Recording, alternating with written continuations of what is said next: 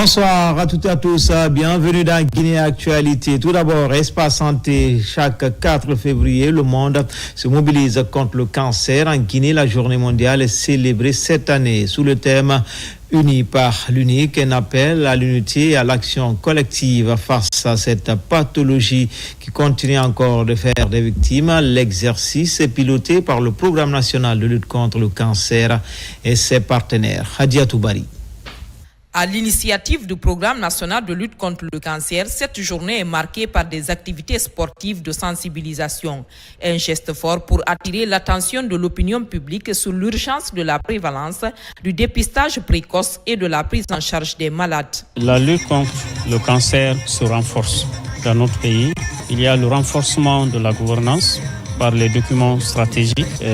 Nous avons désormais un véritable programme de dépistage depuis la mobilisation pour l'utilisation des services jusqu'au suivi des cas détectés positifs. Et il y a également l'introduction des médicaments essentiels, surtout de la chimiothérapie.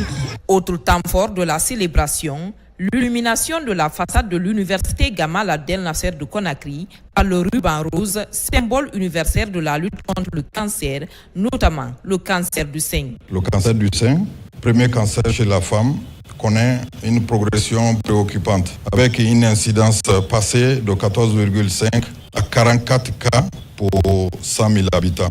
Cette évolution souligne l'urgence de renforcer les stratégies de prévention, de dépistage précoce, de diagnostic et de prise en charge intégrée. Les partenaires techniques et financiers engagés aux côtés du ministère de la Santé réaffirment également leur soutien au programme national de lutte contre le cancer afin de relever les nombreux défis qui entravent la lutte.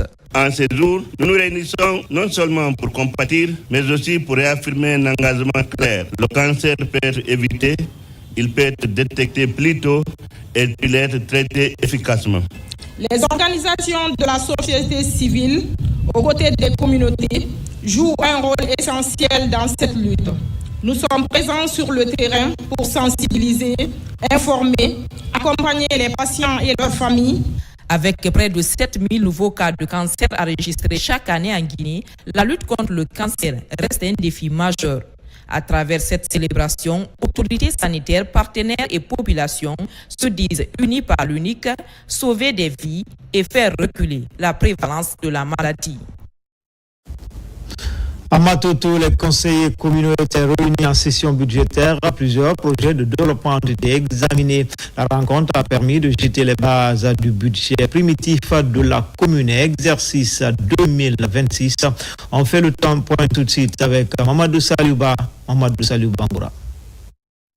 Au siège de la mairie de Matoto, les conseillers communaux se retrouvent autour des grandes problématiques de développement local. Sur la table, plusieurs projets, notamment la restauration des marchés de Guerpi et l'assainissement. Les débats sont essentiellement axés sur l'élaboration du budget primitif de la commune pour l'exercice 2026. Un document clé qui fixe les priorités d'action de l'exécutif communal. Nous sommes retrouvés en session d'orientation avec l'avis des uns et des autres pour tenir en compte les préoccupations en matière d'embellissement, de sécurisation et de reconstruction des marchés à un nouveau standing pour mettre nos citoyens dans toutes les conditions requises. L'État, en tant que puissance publique chargée de la territorialisation de toutes les politiques publiques, dont la mise en œuvre doit être assurée par nous en tant qu'autorité de proximité. Le budget primitif de la mairie de Matoto pour l'exercice 2026 s'élève à plus de 298 milliards répartis sur plusieurs projets d'intérêt communautaire. Ce budget primitif s'inspire du plan annuel d'investissement de la commune de Matoto, un outil de planification stratégique qui met l'accent sur l'amélioration durable des conditions de vie des populations à travers des projets concrets adaptés aux réalités locales. nous devons faire en sorte que, parallèlement à notre grande capitale, que notre commune ressemble à une très belle commune. Et pour ça, le cadre de vie fait partie de nos priorités et surtout la rénovation de notre bloc principal. D'autres micro-projets qui gravitent, qui vont être entraînés dans nos efforts de réalisation. Avec ce budget 2026, la commune de Matoto affiche sa volonté de traduire les attentes des citoyens en actions concrètes faisant du développement local une priorité partagée. Et puis cette bonne nouvelle pour les populations de Tassara, sous-préfecture de Kolabouyi, préfecture de Boké.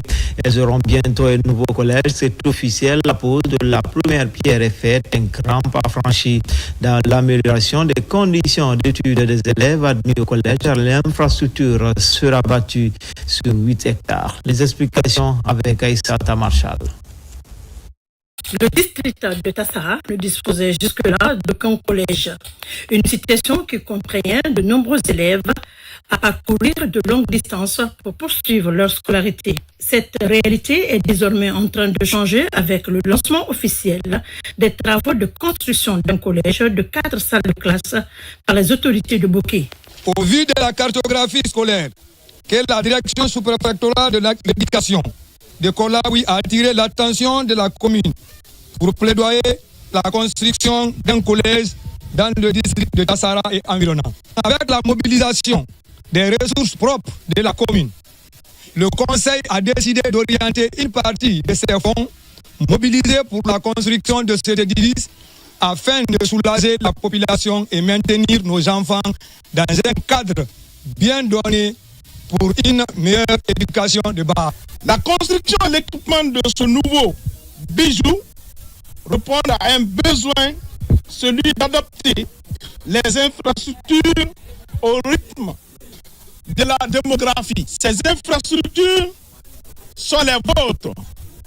Il évitera à vos enfants de pénibles distances pour poursuivre leur scolarité après les études primaires.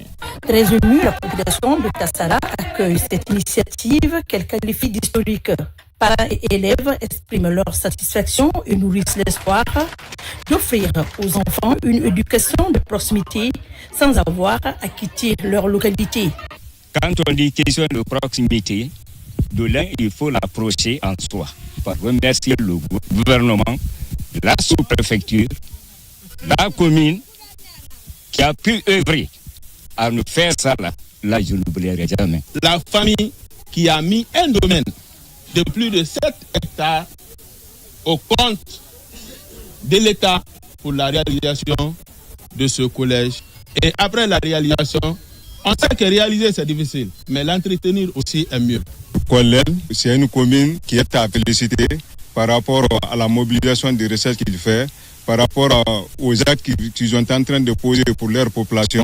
Vraiment, ça nous va droit au cœur. De son côté, l'entreprise en charge des travaux se veut rassurante. Elle s'engage à respecter le délai contractuel afin de livrer l'ouvrage dans les temps. La construction de ce collège marque ainsi un tournoi majeur pour le district de Tassara, ouvrant la voie à de meilleures perspectives éducatives pour les générations futures. Ici à Conakry, dans la commune urbaine de Lambagny, les imams et musulmans bénéficient d'une série de formations sur les bonnes pratiques religieuses, notamment en matière de lavage mortuaire, un rite essentiel dans la transition musulmane. L'idée d'améliorer leurs connaissances, harmoniser les pratiques et préserver la dignité des défunts. Et là, Ismaël Nabé, Marwan Kamara. Cette formation porte sur le rôle du muezzin et les règles de bonne conduite ainsi que les étapes du lavage mortuaire, un rite essentiel dans la tradition islamique. Elle vise à uniformiser les pratiques au sein des communautés musulmanes.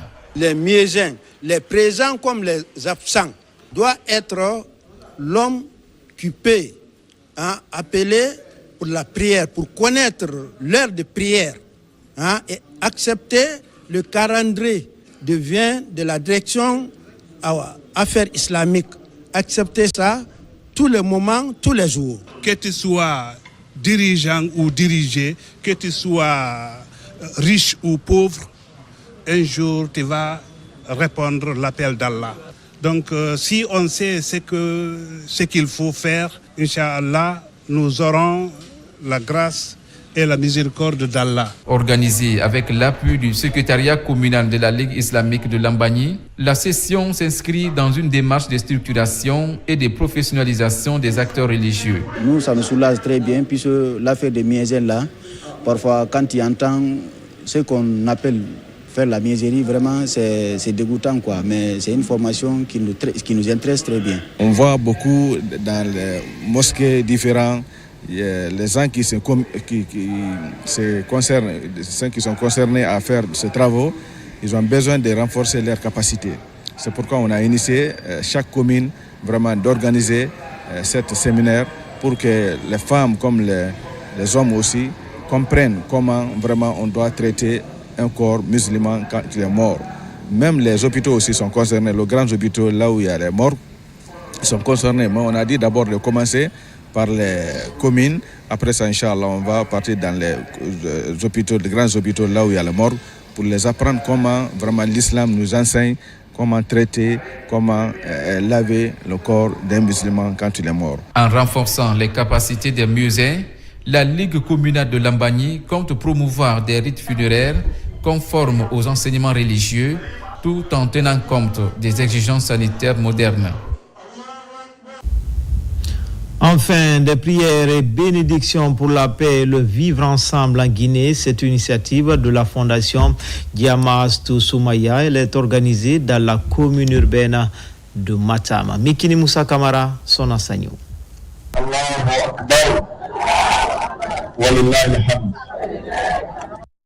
Un moment d'intense prière à Matam à la faveur de la reprise de ses activités pour la saison 2026. La Fondation Diamastou Soumaya mobilise des fidèles autour du noble Coran. La stabilité sociale et économique de la Guinée est l'objectif recherché de cette rencontre. L'islam, c'est la paix. Nous devons œuvrer de la sorte que la paix règne partout en Guinée et en permanence, que Dieu nous guide sur le bon chemin. Quant à notre pays, je demande la paix du cœur, pour tout le monde, parce que ce mandat-là est dédié pour les femmes et les jeunes. Que Dieu nous aide. Cette mutuelle est connue pour sa promotion du rayonnement de l'islam, une religion qui milite pour le vivre ensemble.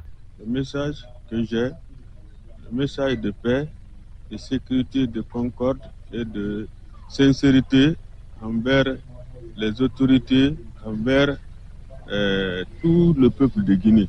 Cette fondation organise des séances de formation gratuites depuis 2007, des connaissances axées essentiellement sur la connaissance du Coran et le savoir-vivre dans la société. C'était tout pour les infos. Prochain rendez-vous avec l'actualité, c'est à 20h30. Bonne suite de programme sur les antennes de la télévision, dont la mission est de vous servir. À tout à l'heure, Inch'Allah.